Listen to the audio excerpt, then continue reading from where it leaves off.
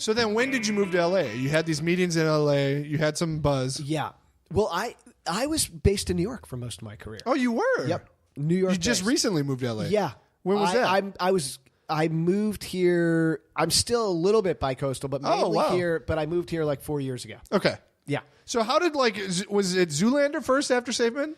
No, it was. Well, I met Ben Stiller at the Nantucket Film Festival. Which we all do. Yeah, but again, he was at that point the most famous person I'd met. Oh, absolutely. It was Meet the Parents next. Yes, Meet the Parents. So you meet Ben Stiller at this film festival. He loved Safe Men. He saw Safe Men. Why were you at this film festival? They were showing Safe Men. Okay, cool. Yeah. This was after Sundance. They were showing Safe Men. So Safe Men got in at Sundance too?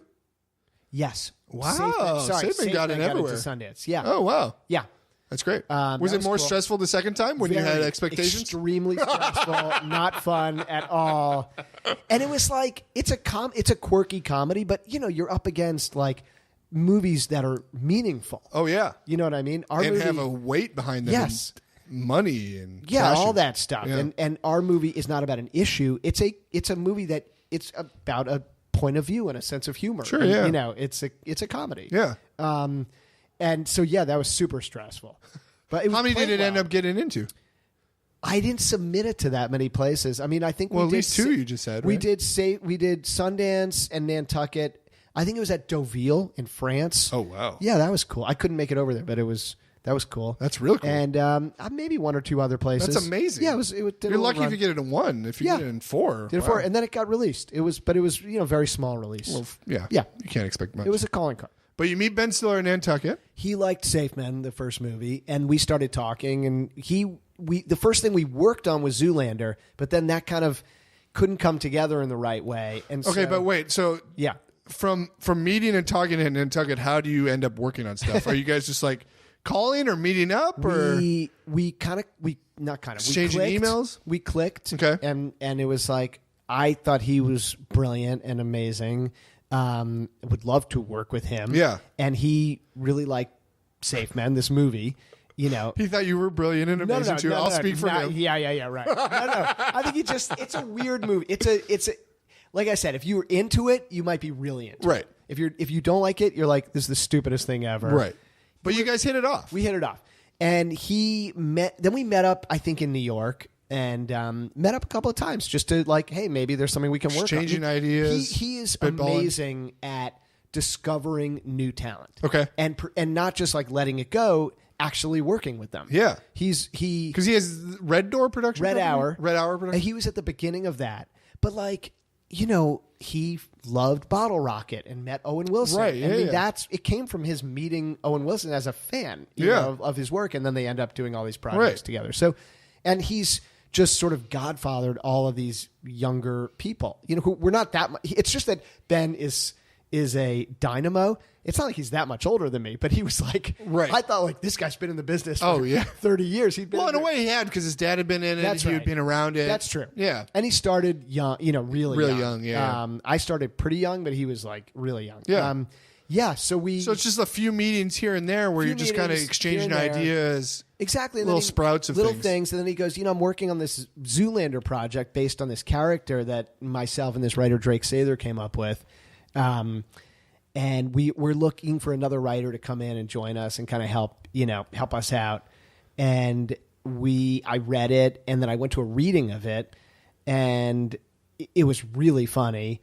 And there were some amazing scenes in it. Yeah. And it, like most things, it needed some work. Right. And then I joined in and started working on that. So what does that entail? If it's already done and it's already fleshed out, you come in and rewrite it, or you come in in a room with them and hash out some things, or no, I didn't work. I worked with Ben. I'd never really worked with Drake. We Ben and I would talk, and I would go off on my own and rewrite the script, and then we'd get together. Oh, wow. And Ben is a great writer, and we'd go, no, what about this and this and this and that, and change it and take it in a different direction. So it went through many drafts, the script. But it was, I would kind of work on my own or with Ben. That's great. So over the course of like a few years, that's great. So basically, you're all just pouring in revisions left and right, and then you get the final product. You get the final thing. Hysterical. Yeah. But Meet the Parents came out before that. That came out before, but we started on Zoolander first, and then Zoolander went away. Just took too long to produce. Yeah, just, it's like people were like, what is this about a male model? It fell apart. It literally fell apart. Right. And then Ben went off and he was going to sign on to do this Meet the Parents movie. And they were looking for someone to come in and work on the script. And he recommended me to Jay Roach, the director, and Jane Rosenthal, the producer. Yeah. And they met with me and they were like, Ben, who is this fucking guy? Like, he's made one movie that made $52,000. He wrote a few drafts of Zoolander with you, some movie that's never been made. Right. That sounds as stupid as anything. Right. It hadn't come out. It hadn't been made yet. So, but I went for a meeting with them and pitched them what I thought, worked about their current script. Jim Hertzfeld had written these drafts, and it was hilarious, and he wrote awesome things. And I just thought with those two actors, Stiller and De Niro, there could be a slightly different tone and some other things, just like any script. Right.